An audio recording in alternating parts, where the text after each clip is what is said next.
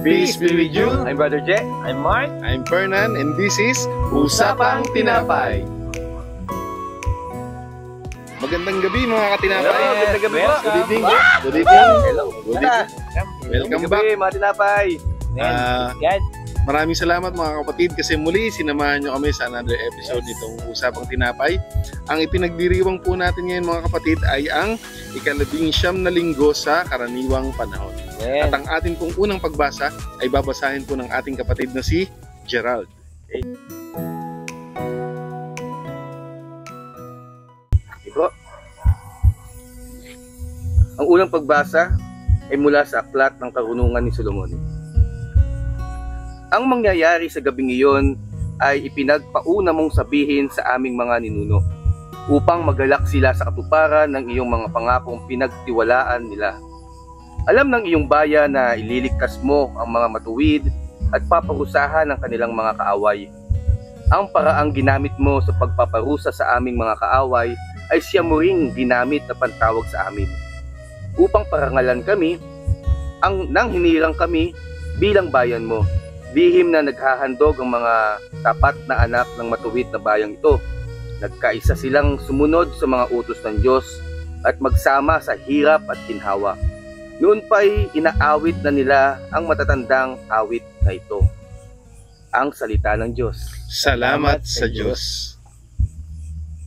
So yun mga kapatid, napakinggan natin yung ating nabasa sa Karunungan ni Solomon. Yes. Brother J, Yes, bro.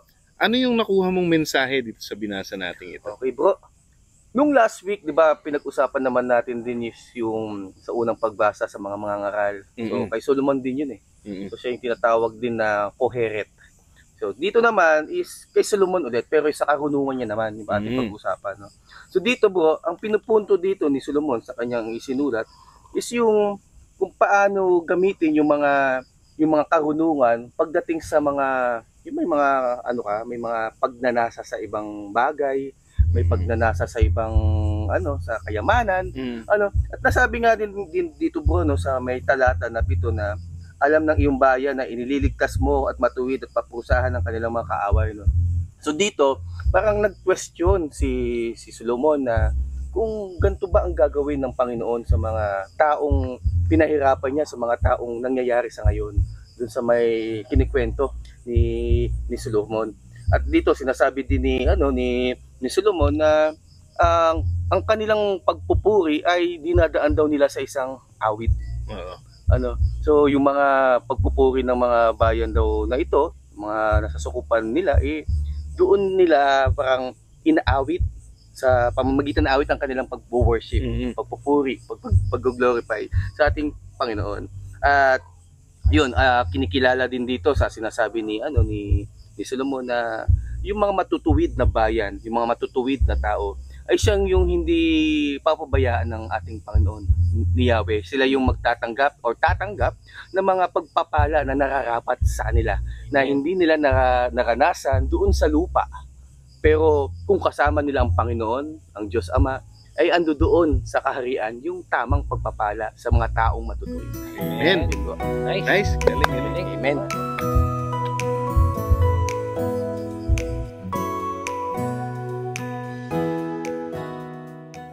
So yun mga brothers, natapos na tayo sa unang pagbasa at ang ating ikalawang pagbasa ay babasahin ng ating kapatid na si Brother Mark. Okay, so ikalawang pagbasa. Pagbasa mula sa sulat sa mga Hebreo. Mga kapatid, tayo may pananalig kung nagtitiwala tayong mangyayari ang mga inaasahan natin at naniniwala sa mga bagay na di natin nakikita. At kinalugdan ng Diyos ang mga taong noong una dahil sa kanilang pananalig sa Kanya. Dahil sa pananalig sa Diyos, tumalima si Abraham nang siya'y papuntahin ng Diyos sa lupang ipinangako sa Kanya. At humayo siya, bagamat hindi niya alam kung saan paroroon. Dahil din sa kanyang pananalig, siya'y nanirahan bilang dayuhan sa lupang ipinangako sa kanya ng Diyos. Tumira siya sa mga tolda, kasama nina Isaac at Jacob, na kapwa tumanggap na naggayon ding pangako mula sa Diyos. habang hinihintay niyang maitatag ang lungsod na ang nagplano at nagtayo ay ang Diyos. Dahil din sa pananalig sa Diyos, si Sarah, bagamat matanda na, ay niloob ng Diyos na magkaanak, sapagkat nananalig siya na tapat ang nangako. Kaya sa taong may tuturing na halos patay na ay nagmula ang isang lahi na naging kasindami ng bituin sa langit at ng buhangin sa dalampasigan. Silang lahat ay namatay na may pananalig sa Diyos. Hindi nila nakamtan ang mga pinangako ng Diyos, ngunit natanaw nila iyon mula sa malayo. Kinilala nilang sila'y dayuhan lamang at nangingibang bayan dito sa lupa. Pinakikilala ng mga tao nagsasalita ng gayon na naghahanap pa sila ng sariling bayan. Kung ang naalala nila'y ang lupaing pinanggalingan nila, may pagkakataon pang makabalik sila roon. Ngunit ang hinahangad nila'y isang lungsod na lalong mabuti yaong nasa langit. Kaya't hindi ikinahihiya ng Diyos na siya ay maging Diyos nila, sapagkat ipinaghanda niya sila ng isang lungsod. At nang subukin ng Diyos si Abraham, pananalig din ang nag-udyok sa kanya na ihandog si Isaac bilang hain sa Diyos. Handa niyang ihandog ang kaisa-isa niyang anak. Gayong ipinangako sa kanya ng Diyos na kay Isaac magmumula ang magiging lahi niya. Naniniwala siyang muling mabubuhay ng Diyos si Isaac. At sa patalinghagang pangusap, nabalik nga sa kanya si Isaac mula sa mga patay. Ang salita ng Diyos. Salamat sa Diyos. Okay, so yun, Brother Mark, salamat sa pagbasa, no? Dito, Brother Mark, no, so nasabi dito yung kwento ni Abraham, nabanggit dito, no? So, para sa iyo, Brother Mark, ano yung tingin mong mensahe ng ikalawang pagbasa? Okay, so sa pagbasa, sa second reading, talagang ipinakita yung pananampalataya ni Abraham. Isipin niyo yun, sinabihan lang siya ng Diyos na pumunta sa lugar na ito, na hindi niya alam kung saan ba yun. Iniwan niya yung kanyang mga ari-arian. Pumunta siya sa isang lugar na sabi nga dyan, hindi niya alam kung saan ba yung lugar na yun, pero pumunta siya. Dito, ipinapakita ni Abraham yung kanyang pananampalataya kahit hindi niya pa nakikita o hindi siya sigurado kung ano ba yung sinasabi ng Diyos na yun, kung ano yung mangyayari. No?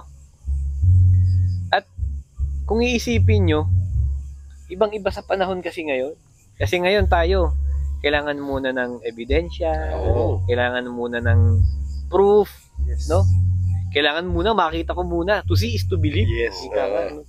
Bago ko maniwala, bago kita paniwalaan, kailangan magpakita ka muna nung mga resulta nung nangyari, ng mga ginawa. Kasi kung hindi muna ako, ayoko ma-involve dyan. Yes. Pero dito nga sa ating pagbasa ngayon, tinuturuan tayo na magtiwala sa Panginoon. No? Kasi tayo naman, hindi naman talaga natin nakikita physically yung Panginoon. Pero alam nating naandyan siya. Yes. Kasi nagtitiwala at nananampalataya tayo sa Kanya. No? Marami siyang pangako sa atin, marami siyang sinasabi sa atin, marami siyang ibibigay sa atin. Especially yung mga pinagdadasal natin, na alam natin yung katapatan ng Panginoon, natutupad sa kanyang mga pangako.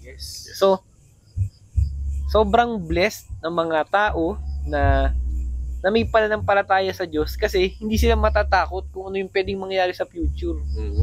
Kasi, ang ating Panginoon, lagi siyang may assurance na maganda. Maganda ang plano ng Panginoon. No? Isipin nyo pa, ayun, si Abraham, yung anak niya, si Isaac, no? Alam, ibibigay, no? Iaalay ang buhay. Ako, parang pag ako ganon, yung bigay mo yung anak mo sa akin. Kahit sino naman. No? Parang, ang hirap gawin nun, pero si Abraham, dahil nga, sobra-sobra ang pananampalataya, paniniwala niya sa Panginoon, ibibigay niya talaga. No? Ibibigay niya talaga. Kasi nga, alam niyang ang anak niya ay muling bubuhayin ng ating Panginoon. At natupad ang pangako, no?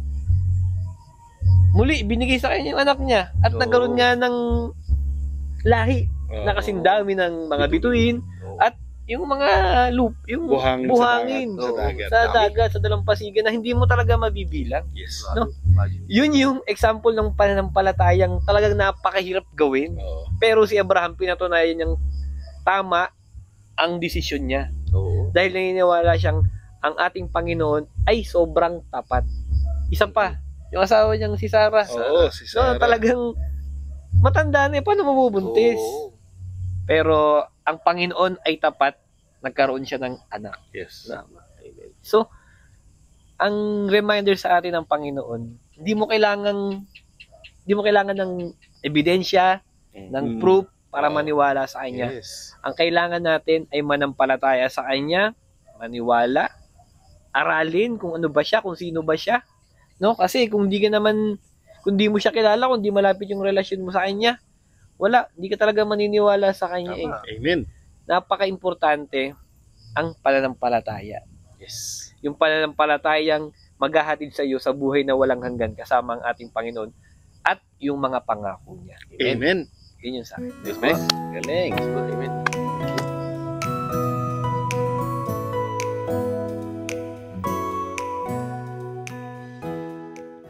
Okay, so ang ganda ng first reading at saka nung second reading. Yes, Grabe yung mga reminder sa atin ng Panginoon. Siyempre, dito sa mabuting balita, meron ding magandang matututunan dito, siyempre, most especially. Nababasahin naman ni Brother Fernan. Ang mabuting balita ng Panginoon ayon kay San Lucas. Papuri sa iyo, Panginoon. Noong panahong iyon, sinabi ni Jesus sa kanyang mga alagad, "Huwag kayong matakot, munting kawan, sapagkat ikinalulugod ng inyong Ama na ibigay sa inyo ang kaharian. Ipagbili ninyo ang inyong ari-arian at mamigay kayo sa mga dukha. Gumawa kayo ng mga lukbutang hindi naluluma at mag-impok ng kayamanan sa langit na hindi nakukulangan sapagkat do'y walang makakalapit na magnanakaw at walang makakapanirang tanga. Sapagkat kung saan naroroon ang iyong kayamanan ay naroroon din naman ang inyong puso. Maging handa kayo at sindihan ang inyong mga ilawan. Tumulad kayo sa mga taong naghihintay sa pag-uwi ng kanilang Panginoon mula sa kasalan, para pagdating niya ay mabuksan agad ang pinto. Mapalad ang mga alipin na abutang nagbabantay sa pagdating ng kanilang Panginoon. Sinasabi ko sa inyo, maghahanda siya, padudulugin sila sa hapag at maglilingkod sa kanila. Mapalad sila kung marat na niya silang handa. Dumating man siya ng hating gabi o madaling araw, siya dumating. Tandaan ninyo ito, kung alam lamang ng puno ng sambahayan kung anong oras darating ang magnanakaw, hindi niya pababayaang pasukin ang kanyang bahay. Kayo may dapat humanda, sapagkat darating ang Anak ng Tao sa oras na hindi ninyo inaasahan." Itinanong ni Pedro, "Panginoon, sinasabi po ba ninyo ang talinghagang ito para sa amin o para sa lahat?" Tumugon ang Panginoon, "Sino nga ang tapat at matalinong alipin? Hindi ba siya ang pamamahalain ng kanyang Panginoon sa sambahayan nito upang magbigay sa ibang mga alipin ng kanilang pagkain at karampatang panahon? Mapalad ang aliping iyon kapag dinatnan siyang gumagawa ng gayon pagbabalik ng kanyang Panginoon. Sinasabi ko sa inyo, pamamahalain siya ng kanyang Panginoon sa lahat ng ari-arian nito. Ngunit kung sasabihin sa sarili ng aliping iyon, matatagalan pa bago magbalik ang aking Panginoon, at simulan niyang bugbugin ang ibang aliping lalaki at babae, at kumain, uminom at maglasing, darating ang Panginoon ng aliping iyon sa araw na hindi niya inaasahan at sa oras na hindi niya alam. Buong higpit na parurusahan siya ng Panginoon at isasama sa mga di tapat. At ang aliping nakakaalam ng kalooban ng kanyang Panginoon, ngunit hindi naghanda ni sumunod sa kalooban nito, ay tatanggap ng mabigat na parusa. Ngunit ang aliping hindi nakakaalam ng kalooban ng kanyang Panginoon, at gumawa ng mga bagay na nararapat niyang pagdusahan ay tatanggap ng maagang na parusa. Ang binigyan ng maraming bagay ay hahanapan ng maraming bagay. At ang pinagkatiwalaan ng lalong maraming bagay ay pananagutin sa lalong maraming bagay. Ang mabuting balita ng Panginoon. Pinupuri ka namin, Panginoong Hesukristo. Okay, so grabe, ang ganda nung nung mabuting balita, no? Talagang pinapakita yung yung ano ba yung mga pwedeng mangyari sa taong nagtatapat, no? Naglilingkod, no? Ngayon, Brother Fernan, pwedeng pakibigay mo sa amin ng mensahe ng mabuting balita. Okay. Ang nakuha kong message dito, syempre una, nung sinabi ni Jesus na huwag kayong matakot, munting kawan. So, syempre, sa una pa lang, opening statement niya pa lang, no? Pinapalakas niya na yung loob natin. Kasi nga, tao, maraming kahinaan, ano? Marami tayong shortcomings. Kumbaga, pinapaalala niya sa atin na magtiwala lang tayo sa kanyang plano. Magtiwala tayo sa kanyang pangako.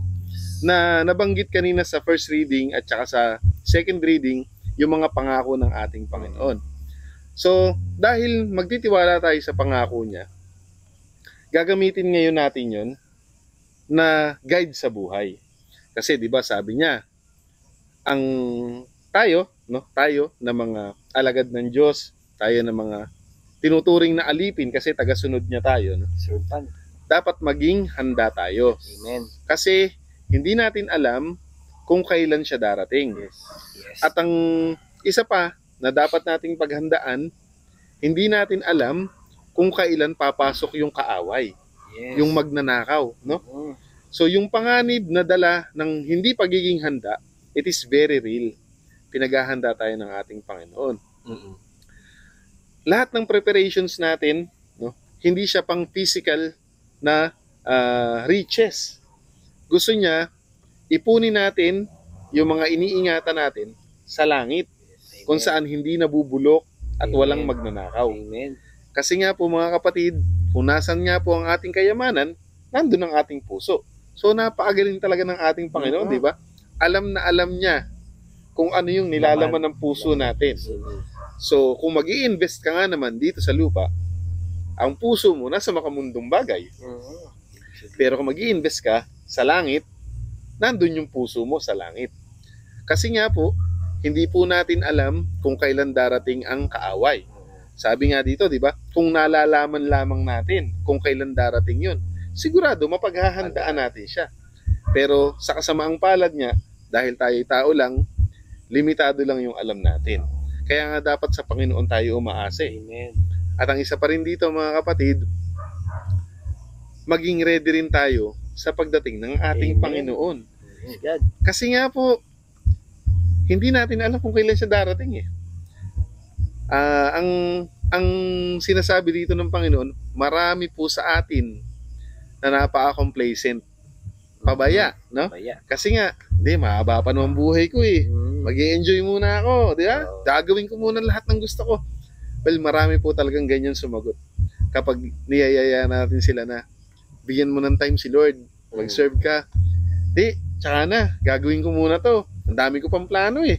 Isi-settle ko muna to. Kailangan, makapagtabi muna ako ng gantong amount para itong aking ganito ay maging ayos. Secure. Itong aking aspeto ng buhay na to, kailangan maayos ko muna to. Kumbaga, ang ginagawa po natin, no? Si Lord, hindi siya number one sa mga priorities natin. Which is, yun po yung sinasabi niya na nagkakamali po tayo. Kasi hindi mo alam kung kailan siya babalik. Amen. Kapag nadatnan tayo ng ating amo, no, ng ating Panginoon, na hindi natin ginagawa yung bilin niya, tayo ay nagpabaya, naging abusado tayo. Malaki po ang parusang nag-iintay sa atin. Sabi nga, yung alagad na nakakaalam ng kalooban ng kanyang Panginoon, subalit pinipili na gumawa ng taliwas, malaking kaparusahan ang nag-iintay. Amen. So maging mas maingat po tayo na lalo na nag-aaral ng Bible. mas marami tayong alam sa kalooban ng Diyos. Tapos pabaya pa tayo. Naku, Malaki ang pananagutan natin. yari. Dito naman, yung hindi naman daw nakakaalam, pero gumagawa ng kabutihan, may pananagutan pa rin, pero magaang lang. Kasi ang naging pagkukulang niya, hindi niya naman niya inaalam ano yung kalooban ng Diyos, di ba? Maaaring mabuting tao ka. Tumutulong ka sa mahirap, di ba? Gumagawa ka ng mga mabubuting bagay. Yung alam mo naman kung ano mabuti, pero hindi mo inaalam yung kalooban ng Panginoon. May pananagutan ka pa rin. Kulang. So bottom line, umasa ka sa sinabi ng iyong Panginoon. Panghawakan mo yung salita na binitawan niya. At paghandaan mo siya, hindi yung sarili mo, hindi yung buhay mo. Yun lang. Ayan, nice. Yan.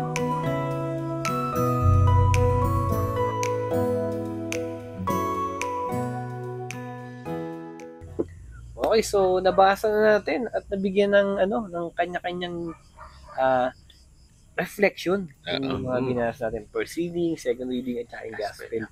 Ngayon, kailangan natin malaman ano ba yung connection ng tatlong yun. So, Brother Fernan, pwedeng turuan mo kami kung ano ba yung connection ng tatlong binasa. So, base dun sa nabasa natin, sa mga naging reflection nyo, no? Ay yung reflection natin kanina. No? Ang una, nalaman natin na ang Panginoon, nag-iiwan siya ng mga pangako sa atin. Amen. No? Ipinapaalam niya rin kung ano yung kalooban niya sa atin. Yes. And sabi nga rin kanina ni Bro Mark, dapat patibayin natin yung pananampalataya natin sa Panginoon. Well, ang connection nila, no, may mga bagay na ipinapaalam sa atin ng Panginoon directly. Sinasabi niya kagad, ito ang kailangan ko, ito ang gawin mo. Merong may mga plano naman si Lord, may mga pangako si Lord naman, long term. Ipapagawa niya sa iyo ngayon to. Brother J, gusto ko magtanim ka ng 100 puno ng mangga. So maaari nasa dapit hapon na ng buhay si Brother J. Matanda na siya nung inutusan siya ni Lord. Nagtanim siya ng 100 puno ng mangga. Siyempre, si Brother J, hindi niya naaabutan na maglakihan yung puno na yun. Di ba? So may mga plano si Lord na long term, mayroong mga plano si Lord na short term. Ang sinasabi sa atin dito ng ating Panginoon, alamin mo kung ano yung ipinapagawa niya, gawin mo. Si Abraham, ginawa niya. Yung pangako sa kanyang bayan, hindi naman niya nakita yan. Di ba? Pero sumunod pa rin siya sa Panginoon. Kumbaga mga kapatid, hindi tayo po pwedeng mag-e-expect na once na ginamit ka ni Lord, ikaw rin yung makikinabang doon sa pinagawa niya sa iyo. Totoo po, mga kapatid, na may blessing every time na inutusan ka ni Lord. Pag may pinagawa siya sa iyo, may blessing.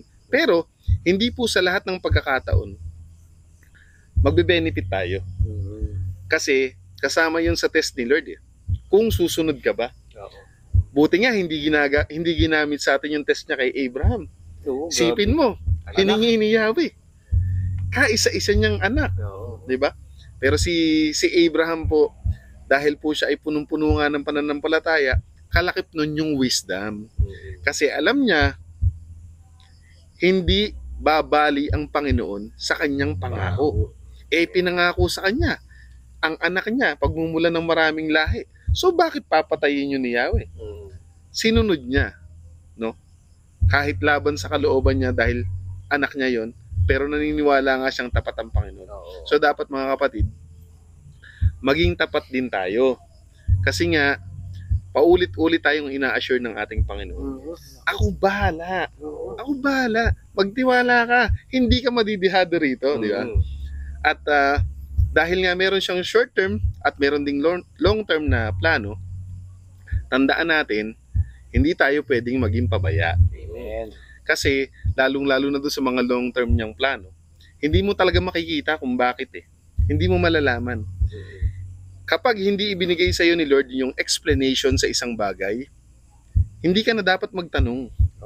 Kasi unang-una, no, Diyos yun. No? Ang wisdom nun, hindi pwedeng ikumpara sa wisdom mo. Hindi mo mauunawaan. Kaya hindi niya na ipinaliwanag sa iyo. Ang hinihiling niya sa iyo, sumunod ka. Magtiwala ka. Well, marami tayong maririnig. No? Sasabihin, So, ibig sabihin ba, yung Diyos nyo, ang hinihingi ay blind faith na basta ka lang susunod? Ano yun? Diyos ba talaga yun? Marami pong ganyan mga tuwiran. Pero mga kapatid, tandaan po ninyo, ang true wisdom, nagmumula yan sa humility. So, kung magtitiwala ka na alam ni Lord yung ginagawa niya, magpapakumbaba ka, doon mo lang mauunawaan. Kasi, ibibigay sa iyo ni Lord yung hinihiling mo sa tamang panahon at sa capacity lang na meron ka. Kapag hindi niya ipinaalam yung reason, magtiwala ka, hindi mo na yun kailangang malaman. Amen. Kasi tayo po, gusto lagi natin may paliwanag eh. Diba? Kanina nga sabi mo, kailangan may pruweba, to see is to believe. Pero hindi po ganun, hindi ganun mag-work ang ating Panginoon. Palagi siyang may greater plan. Basta tayo, sa mga binasa natin, pinapaalala niya sa atin, may pangako siya, may plano siya.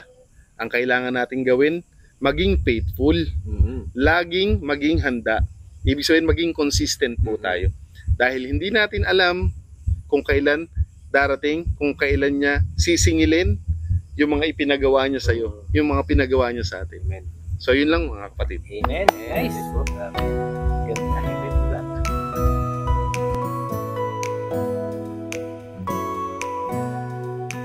So, yun mga kapatid, mga bro. No? Yes, bro.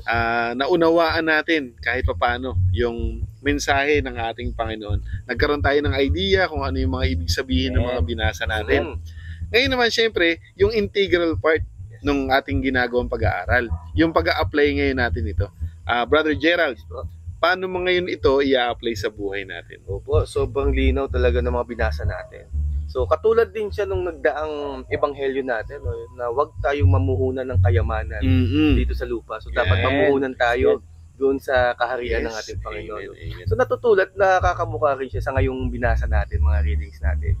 Dito, nasabi mo, Brother Fernan, kanina na huwag tayong matakot. Doon pa lang sa may gospel, sa unang talata pa lang, sa 32, na huwag matakot yung mga malilit na kawan. Kumbagat, nasabi din ni Brother Mark na maniwala't manampalataya tayo sa Panginoon. Kasi sa mga pangako niya, hindi siya bumabali. Madalas kasi sa buhay natin, natatakot tayo. Kitang-kita natin sa mga kapatid natin, sa karamihan, na takot silang mawalan dito sa lupa. Pero hindi sila natatakot, hindi tayo natatakot doon sa langit, kung meron ba tayo, may madadatan ba tayo sa langit. Karamihan kasi sa atin, katulad ko, natatakot ako mawalan ng pera sa mga darating na araw. Saan nakukuha ng pangkayos? Kumalo naman ng minutes. Yes. Reklamo ko lang pang pamilyado. Lalo pag pamilyado, may bata, nag-aaral, kukulehiyo, So natatakot tayo na hindi natin ma-meet yung future na plano natin. Yes. Kasi yun ang plano natin Pero yung plano ng Diyos, yun ba talaga yung plano ng Diyos? Tama. No, katulad si Abraham, hindi siya natakot. No, akalain mo, iaalay mo iyong isa-isang anak na talagang pinagdadasal mo ng mahabang panahon. Sa edad ni Sarah, nanganak pa siya ng gano'n. Yes. Pero si Abraham, hindi siya natakot.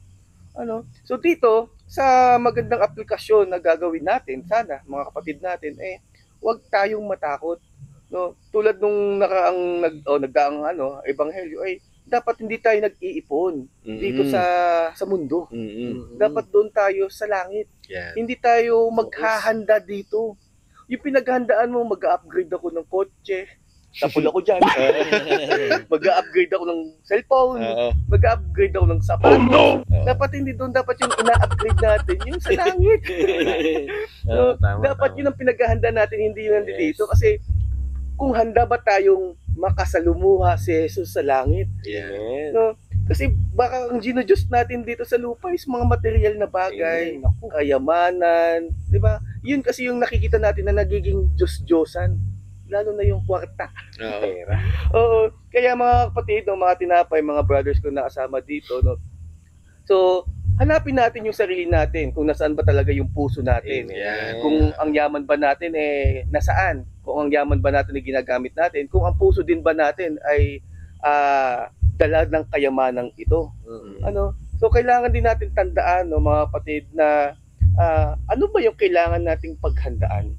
At ang puso ba natin ay saan nakalaan? Kung ang Yan. puso ay nakalaan sa material na bagay, makamundong bagay, karunungan o posisyon, so i-check natin. I-check ko yung sarili ko kung talagang puso ko ba ay saan nakalaan. Yes. So, at ano ba yung paghahandaan ko? Kung dito ba sa lupa, o yung paghahandaan ko yung aking kayamanan na makakamit sa Yeah. kalangitan. Amen. Yun sa akin mga brothers. Nice. Galing. Amen. So, yun, mga kapatid, so na-share ko din yung Yan. yung aking application. So, para kay Brother Mark bro, para sa iyo, so paano mo siya magagawa? Okay, so tayong lahat, no? Lagi nating iisipin kung paano ba naging tapat yung Panginoon sa Yan. atin. Oo. Kasi minsan nawawalan tayo ng pag-asa, no? Minsan ganun tayong problema. At Oo. sunod-sunod, bakit sabay-sabay? Bakit hindi maubos? No? Lagi nating naging tapat ang Panginoon sa atin, Yan. sa mga dati nating pinagdaanan, sa mga dating mas matitinding problema na nalampasan natin. Nakasama natin yung Panginoon. Lagi nating i-remind yung mga sarili natin na sinamahan ako ng Panginoon dito. Oo. Sigurado sa mga panahong to na namumroblema na naman ako, hindi ko na naman alam unahin kung ano ba yung una kong isosolve. No. Kasama ko pa rin ang ating Panginoon. Yes. Kasi napaka-importante nun na lagi mong iniisip na hindi ka mag-isa lang. May kasama ka, may katulong ka, may Panginoong makapangyarihan Amen. na hindi ka papabayaan. At lagi nating iisipin na yung mga pinagdadaanan natin na to, may purpose. May magandang plano ang Panginoon. Hindi yan nangyayari, hindi to nangyayari sa atin, yung mga problema na to, para pahirapan lang tayo. Oo. Tama. Mas pinapalakas pa nga tayo ng ating Panginoon. Yes. Kasi sa tuwing may mga problema, may mga challenges na nangyayari, tinetest tayo ng ating Panginoon. Gaano ba kataas? Gaano ba kalakas yung pananampalataya natin sa Kanya? No?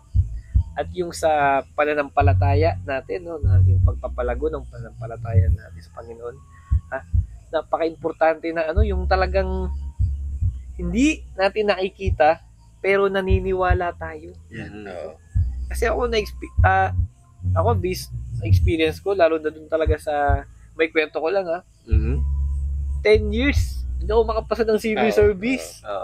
Pero sa 10 taon na yon na hindi ako nakakapasa, laging sinasabi sa akin, laging sinasabi ng Panginoon sa akin, anak, ipapasa kita. Oo. Masakit. 10 taon, lagi kang bagsak. Haba yun. Oo. Kada bagsak mo, iyak ka. Mm. Hanggang sa dumating na parang ayoko na, parang Oo. gusto ko na sumuko. Pero ang Panginoon ay tapat. Yan. Totoo At yan. ibinigay niya yung Amen. pagpasa ko na yon Amen. sa araw, sa oras, sa panahon na magagamit ko na siya. Amen. Perfect timing. Perfect timing. Ganun kagaling ang Panginoon. Tapat. Ganun katapat ang ating Panginoon. At syempre may mga pagkakataon na tayo bilang mga tao, ano ba yung pinapagawa ng Panginoon sa atin? Ano bang pinagawa ng Panginoon sa iyo sa oras na to, sa araw na to, sa mga panahong to? Kung ano man yung mga assignment na yan, dapat ginagawa natin yan ng yung best, no? Hindi yung hindi to okay na to. Oo nga. No? Pwede na to, pwede na yan. Yung service na okay na to, siguro yung PowerPoint ko, pwede na yan. Huwag nang lagyan ng kulay. Yung mga ganun, yung mga basic na ganun. Pero, nire-remind tayo ng Panginoon na pag may pinagawa sa atin, tatay man tayo, kung ano man yung klaseng trabaho meron tayo, especially sa service, kailangan isagad mo, ibigay mo ng todo yung ano ba yung pwede mong mai-contribute. Oo. No? Kasi napaka-importante na sa lahat ng ginagawa natin, especially sa service, no? Kasi kailangan makita ng Panginoon na talagang ginagalingan natin, hindi yung pwede na yan, parang nakakalungkot na pag nakakita tayo ng mga presentation Oo. na hindi pinaghahandaan. Kasi para sa Panginoon tong ginagawa natin. So, kailangan talaga makita ng Panginoon sa atin na 100% ibinibigay natin. Amen. Yung para sa Kanya. Amen. Hindi lang para sa Kanya, kundi para sa mga taong umaasa sa atin na, ito, bro, ikaw bahala dito Kailangan pag binigyan tayo ng assignment na yun, dapat yung expectation ng kapatid natin na yun, sa'yo, may ibigay mo talaga sa kanya. Kasi hindi naman yan, hindi yan basta ibibigay sa'yo ng hindi mo kaya, kung hindi ka magaling dyan. No?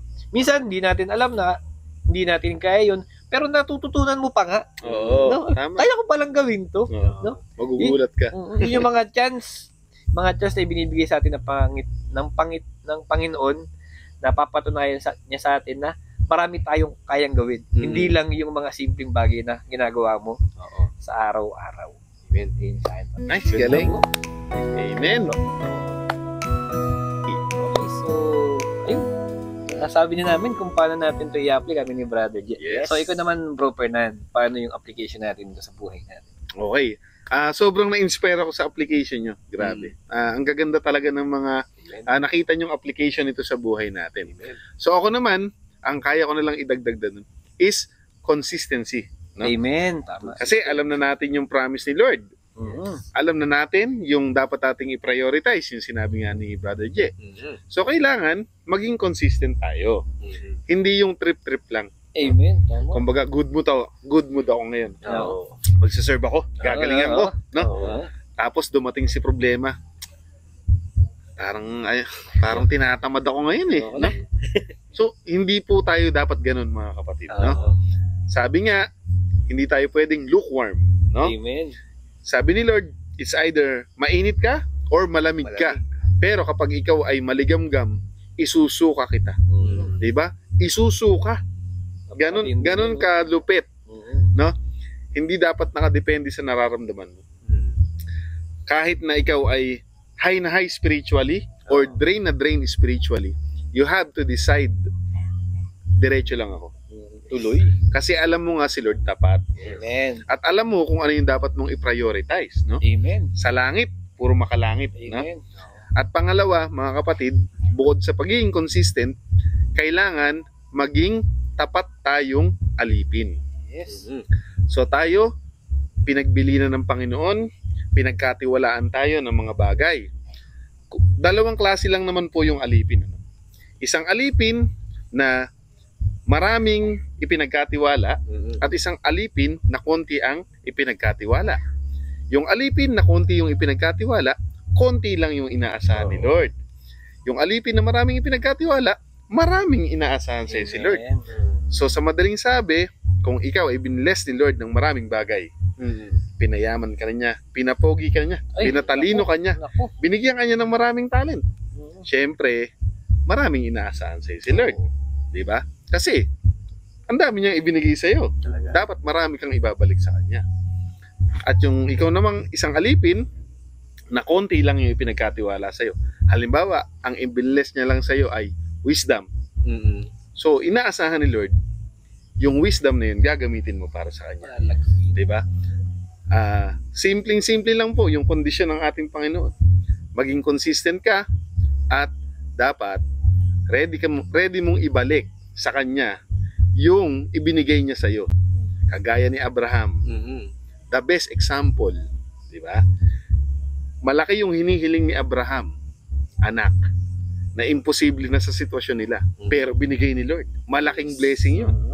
Pero si Abraham, willing siya ibalik.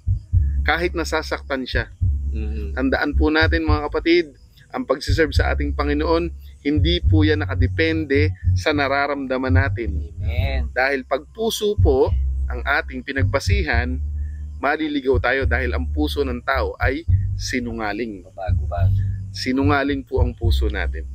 Hindi po totoo na follow your heart. Wala pong sinabi si Lord na ganun. No? Ang sinabi ni Lord, follow me. Siya po ang susundan. Hindi po yung puso natin dahil sinungaling po to. No? Sinungaling ang puso ng tao. Kaya dapat diretso ang tingin natin. Focus. Kaya yung utak sa ibabaw nilagay, yan yung unang ginagamit. Di ba? Kung puso ang unang gagamitin, sana dito niya yan nilagay. Di ba? So, tandaan natin, we have to be consistent. Alam na natin yung pangako ng Panginoon. Alam na natin kung anong ipaprioritize natin. Regardless of what we feel, regardless of our circumstances, diretso lang po tayo mga kapatid. Yun po yung sana. Amen. Tama yan, no? Kumbaga parang hindi pwedeng no, yung mag-aaksaya ka ng oras, no? Di ba? Kasi napaka-importante na yung binigay na oras na yan sa atin, kailangan sulitin yan. Oo. Most especially nga para sa Panginoon kasi yun yung priority natin. Tsaka nga yung sinabi mo, di ba? Tapat ang Diyos. Sinabi ni Brother J, alamin mo kung ano yung priority mo, di ba? Siya syempre yung priority mo. Ganun lang naman yun eh. Siya, kapwa, and then ikaw. Hindi ka na magkakamali. Tsaka nabanggit mo, no, Brother Fernando, yung lukewarm, nabanggit mo Yan. yung maligam-gam. No? Imagine natin tayo ay isang kape. Diba? Mainit na kape. Diba? Pag hindi mo yung ginalaw, pag hindi gumalaw yan, magiging lukewarm hanggang sa lumamig. Ibabase ko yan sa tao. Magsisimula ka sa mainit. Siyempre, mainit yung pagtanggap mo sa service, diba? hype na hype ka. Pero pag tinamaan ka na ng mga negative, tinamaan ka dito, no, talagang manlalamig ka. Talagang masisiraan ka. Pati ulo mo, masisira. Kaya sinasabi ko nga sa mga kaibigan ko, mga kapatid natin na tandaan natin, pag ikay ay positive na positive, for example, ako positive ngayon.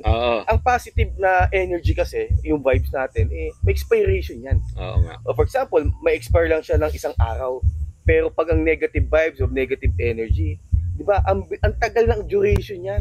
So, kailangan natin ma-recharge yung positive na yun. So, paano tayo mag-recharge? Kausapin siya. Simba tayo. Tama. Yun ang pinaka-importante. Di ba, kaya nga mayroong 7 araw, no, sa isang linggo. At isang araw na yun, doon tayo mag-recharge sa Kanya. Oo. Ang galing nga ng ating Panginoon, no? Kasi siya talaga yung magiging charger natin. Amen. Sa buhay. Tsaka ang galing ng mo, no? Ginawa mo sample, kape. Oo. Ang kape, ano ba binibenta ng kape? It's either mainit or iced coffee. Walang maligamgam na kape. Sino ba bumibili ng maligamgam? Walang bumibili nun. Hot coffee lang tsaka iced coffee lang. Akala ko kasi ay! Well, kasama na yan. Kulay. Sa pagkape. Amen. Praise God. Nice. Galing. So yun mga kapatid, maraming salamat. Mga bro, thank you. Muli mga kapatid, maraming salamat dahil sinamahan nyo kami sa isa na namang episode ng Usapang Tinapay. At muli mga kapatid, kung nagustuhan nyo po yung aming kwentuhan, kung may napulot po kayong aral, please like, share, and subscribe po. Nang sa ganon, matulungan nyo naman kami na maikalat ang mabuting balita ng ating Panginoon. Mga kapatid, yung pong maliit na effort nyo, malaking bagay po yun para sa atin. Meron po diyang comment section. So, pwede nyo po diyang i-type o mag-message po kayo dyan kung ano rin po yung mensahe na pinarating sa iyo ng ating Panginoon. Amen. Yes, okay, no? So, galing. Ang ganda ng gawing to. Ang ganda ng usapan natin, no? Yung pananampalatayang, itutuloy no matter what. Yung pananampalatayang hindi mo nakikita, pero tutugon ka, susunod ka. No? Ako, napakaganda. At for sure, next week, meron ulit, may bago na naman tayong matututunan. At patuloy na patatatagin ang ating pananampalataya. So, mga kapatid, lagi po nating tatandaan na ang tao ay hindi lamang sa tinapay na bubuhay, kundi sa bawat salita ng Diyos. Salamat! Thank you!